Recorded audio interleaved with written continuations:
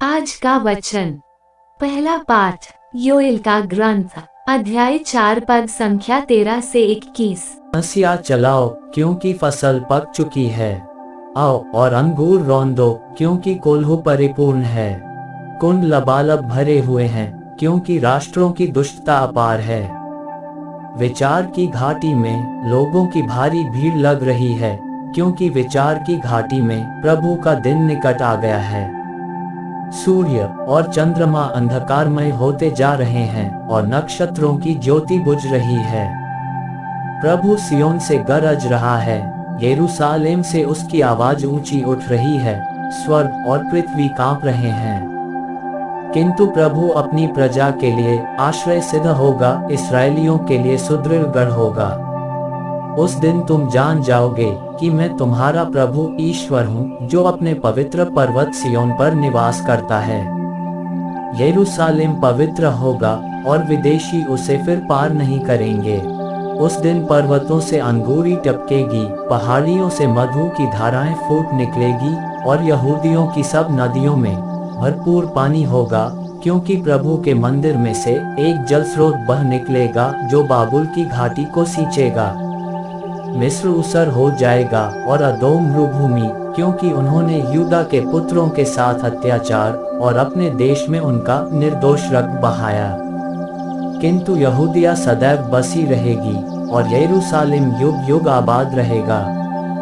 मैं उनके रक्त का बदला लूंगा, वह दंडित नहीं रहेगा, क्योंकि प्रभु सियोन में निवास करता रहेगा। यह प्रभु की वाणी है। सुसमाचार संत लूकस अध्याय 11 पद संख्या 27 से 28। ईसा ये बातें कह ही रहे थे कि भीड़ में से कोई स्त्री उन्हें संबोधित करते हुए ऊंचे स्वर से बोल उठी, धन्य है वह गर्भ जिसने आपको धारण किया और धन्य है वे स्तन जिनका आपने पान किया है। परंतु ईसा ने कहा, ठीक है, किंतु वे कहीं अधिक धन्य हैं जो ईश्वर का वचन सुनते और उसका पालन करते हैं। यह प्रभु का पवित्र सुसमाचार है। आमीन। आज का चिंतन। आज पारिवारिक संबंधों की अपेक्षा उनके कार्यों को प्राथमिकता देते हुए यीशु ख्रीस्त लोगों को अपने कर्तव्यों का भली भांति निर्वाह करने का निमंत्रण देते हैं। यहूदी मान्यता के अनुसार उनकी वंशावली उन्हें अनंत जीवन का हकदार बनाती है, क्योंकि वे ईश्वरीय प्रजा के अहम हिस्सा थे।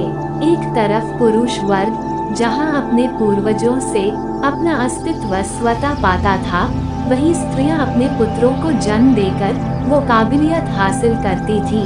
महिलाओं के प्रति यीशु ख्रीस्त की प्रतिक्रिया ये दर्शाती है कि ईश्वर के प्रति उसकी आज्ञाकारिता उसके पारिवारिक कड़ी से कहीं अधिक महत्वपूर्ण है।